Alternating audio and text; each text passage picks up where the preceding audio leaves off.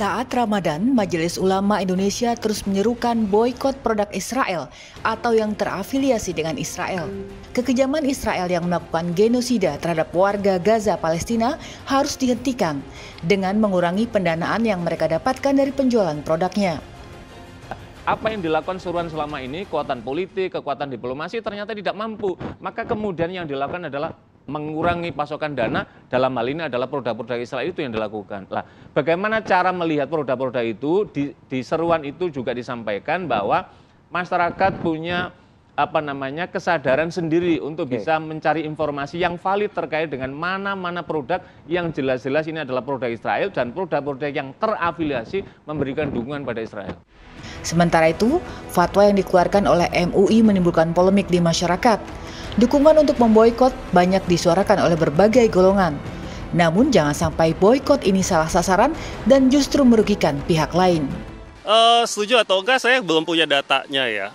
Maksud saya gini, mari kita berpikir agak cerdas gitu ya. Pertama adalah apakah dengan himbauan boikot itu tuh hubungannya sampai akhir ya bisa mendesak Israel dan akhirnya objektif kita untuk menghentikan hal-hal yang melanggar HAM itu sampai semana hubungannya, sampai semana efeknya, itu yang saya belum tahu datanya gitu ya. Boikot sampai sekarang sih sebenarnya. Kalau aku pribadi sih setuju ya, apalagi gak usah ngomong tentang agama deh, sesama manusia. Kalau lihat tentang genosida yang terjadi, menurut aku kita salah satu cara berkontribusi untuk membantu mereka ya dengan memboikot sih. Yang terjadi di sana kan masih terjadi sampai sekarang ya, belum berhenti. Semoga dengan kita memboikot, dana ke sana semakin berkurang, semoga perangnya juga berhenti ya. Menjelang Ramadan, Majelis Ulama Indonesia secara resmi memberi label haram pada kurma Israel. Mengingat kurma adalah salah satu makanan paling dicari saat puasa. Saat ini mayoritas kurma Indonesia didatangkan dari Mesir. Lalu sejauh mana dampak boikot produk Israel bagi dunia usaha dan ekonomi RI?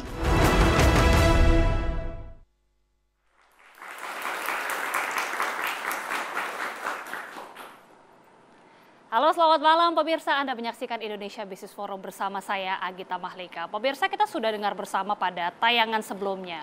Seruan boikot produk Israel itu terus menggema. Bahkan kita ketahui bersama MUI atau Majelis Ulama Indonesia ini juga terus mengingatkan masyarakat agar tidak menggunakan atau memakai produk Israel maupun yang terafiliasi dengan Israel agar pendanaan mereka ini berkurang.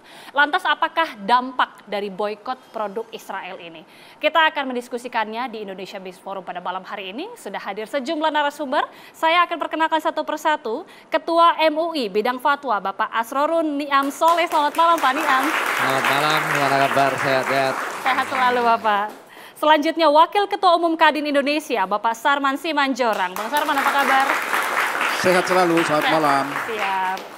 Selanjutnya Direktur Eksekutif KOR Indonesia, Bapak Muhammad Faisal. Pak Faisal, selamat malam. Selamat malam, Assalamualaikum warahmatullahi wabarakatuh. Waalaikumsalam, Pak. Dan juga bergabung secara virtual pemirsa, Dirjen Perdagangan Dalam Negeri, Bapak Is Karim. Pak Karim, selamat malam. Selamat malam, Assalamualaikum warahmatullahi wabarakatuh. Waalaikumsalam, Pak Is. Baik, saya langsung mengawali kepada Pak Niam terlebih dahulu dari MUI. Kita sudah saksikan Pak tayangan bersama tadi seruan boikot produk Israel ini semakin menggema, semakin mengemuka.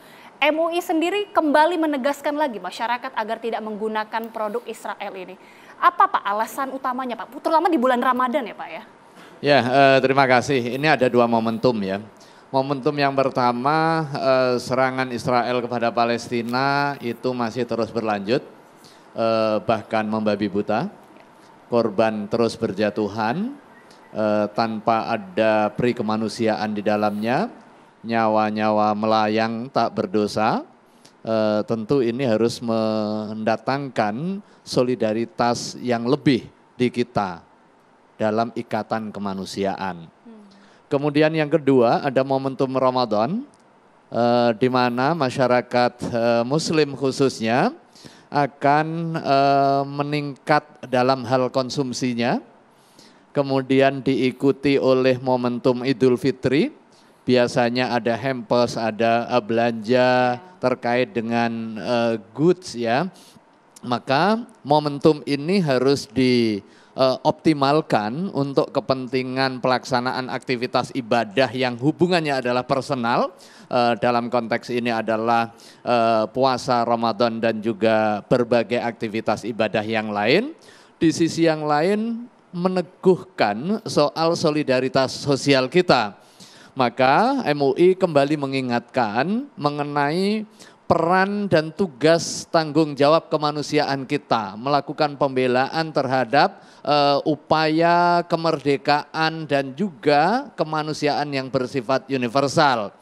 Dan karena Israel menjadi pelaku kriminal, tindakan terorisme, tindakan genosida yang menghilangkan nyawa sekian banyak orang, maka atas nama kemanusiaan juga kita melakukan perlawanan. Perlawanan dari sisi politik, Presiden secara tegas menyerukan untuk pembelaan total terhadap kemerdekaan Palestina.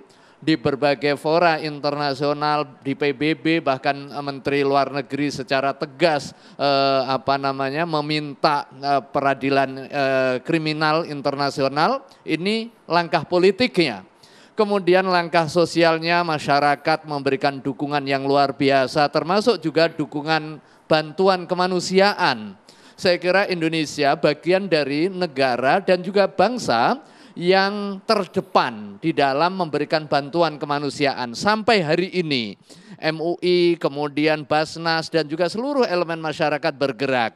Tidak cukup itu, kemudian ada soal ekonomi.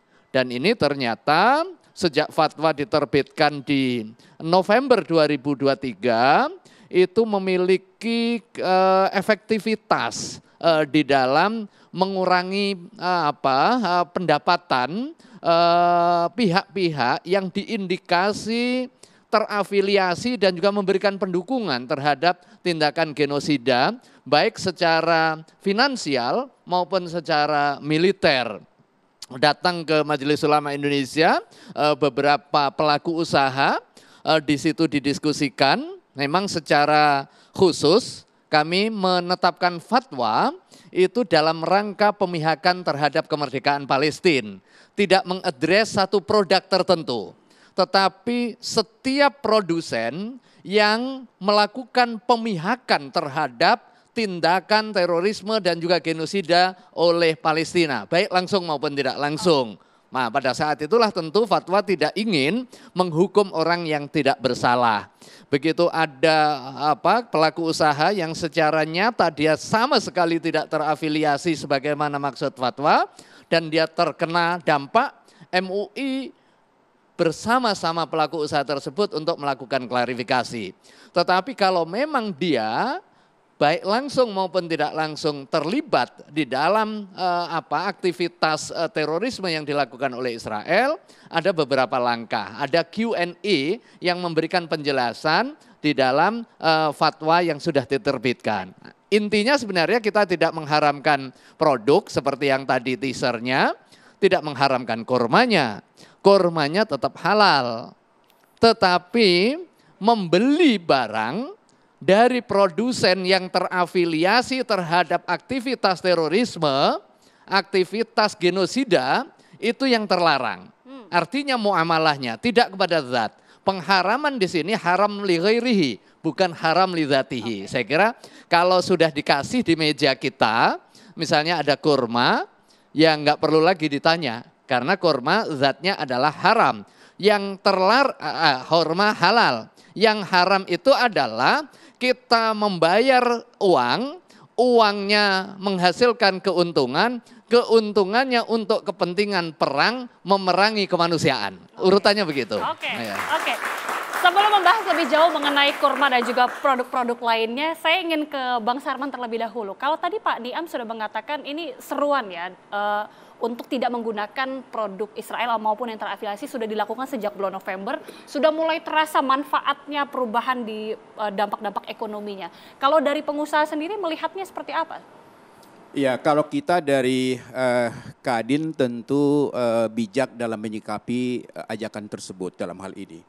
Kami sebagai mitra strategis pemerintah tentu akan fokus ya menjaga bagaimana supaya ekonomi kita tetap mampu tumbuh produktif, bagaimana supaya daya beli masyarakat kita juga tetap baik. Misalnya dalam hal ini, yang jelas bahwa kita dari Kadin juga mengecam keras adanya tindakan kekerasan, intimidasi, apalagi penjajahan di atas dunia, misalnya di belahan dunia, kita akan protes. Kita juga sama ya, karena kita lihat juga bagaimana akhir-akhir ini ya kejadian-kejadian yang ada di Gaza misalnya ya, yang sangat-sangat mengeritis daripada kemanusiaan kita.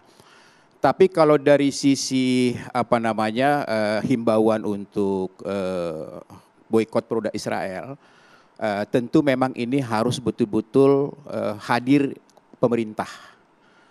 Pemerintah harus hadir untuk memberikan suatu informasi dan komunikasi yang baik kepada masyarakat, supaya apa yang disampaikan MUI itu betul-betul bisa selektif masyarakatnya. Karena kita tidak mau juga dengan ajakan tersebut dimanfaatkan oleh oknum-oknum tertentu yang memiliki produk yang sejenis untuk menjatuhkan dalam hal ini. Karena kita masih ingat ya tahun yang lalu ketika MUI melontarkan hal tersebut, bahkan ada di medsos dibikin daftar seolah-olah itu dikeluarkan oleh MUI padahal tidak, ya kan? Berarti dimanfaatkan oleh produk yang sejenis untuk menjatuhkan produk yang lain. Tapi yang terjadi sampai saat ini di dunia usaha, di dunia bisnis seperti apa, Pak? Nah, kalau kami lihat memang pasti ada semacam kekhawatiran. Karena tahun yang lalu kejadian kan kita lihat bahwa ada salah satu produk minuman yang sampai 40% Pak anjlok penjualannya. Kemudian juga ada makanan siap saji juga drastis turun. Ya. Bahkan ada industri yang paling besar yang sehari-hari bisa sabunnya kita pakai, odolnya kita pakai, anjlok Pak. Padahal di sana ribuan anak bangsa juga mencari nafkah untuk rumah tangganya. Jadi memang ini pemerintah harus hadir. Makanya saya senang sekali Pak Is datang, supaya bagaimana pemerintah itu bila perlu ya mereka kan yang memberikan izin import. Ya kan tentu bisa memiliki data. Mana sih sebenarnya perusahaan-perusahaan yang tanda kutip terafiliasi misalnya, atau produk-produk yang masuk bahwa ini diindikasi berasal dari Israel misalnya, supaya jangan sampai dengan katakanlah himbauan ini malah kita sendiri yang tanda kutip membuat pertumbuhan ekonomi kita semakin tidak maksimal. Karena kita harus bersyukur bahwa kita ini adalah salah satu negara yang ekonominya paling bagus hari ini. Tidak bisa. Itu fakta. Jepang sudah masuk resesi. Inggris sudah masuk resesi. Kita masih pertumbuhan positif dalam hal ini. Nah, apalagi menjelang Idul Fitri dan bulan Ramadan ini. Kita tahu bahwa Idul Fitri ini adalah merupakan perputaran uang terbesar di Indonesia. Artinya bahwa konsumsi rumah tangga yang terjadi di Idul Fitri ini sangat strategis untuk menyumbang pertumbuhan ekonomi kita di kuartal pertama ini. Ini sangat besar. Ya. Jadi dalam hal ini memang apa yang menjadi himbauan MUI, kita juga menyikapi dengan bijak, akan tetapi harus betul-betul terukur. Harus betul-betul informasi yang katakanlah yang pasti, sehingga masyarakat kita jangan sampai misalnya gara masyarakat kita tidak dapat informasi yang akurat, mereka menyetop untuk membeli. Mereka tidak mau untuk berbelanja. Nah ini juga kan menggeret daripada daya beli masyarakat kita gitu. Harus betul-betul terukur dan seperti dikatakan oleh Bang Sarman tadi, pemerintah ini harus hadir tentunya di tengah dukungan kita, solidaritas kita kepada saudara-saudara kita di Palestina. Nanti saya boleh minta tanggapan langsung dari pemerintah, dari Pak Is, namun usai jeda pemirsa, kami kembali sesaat lagi.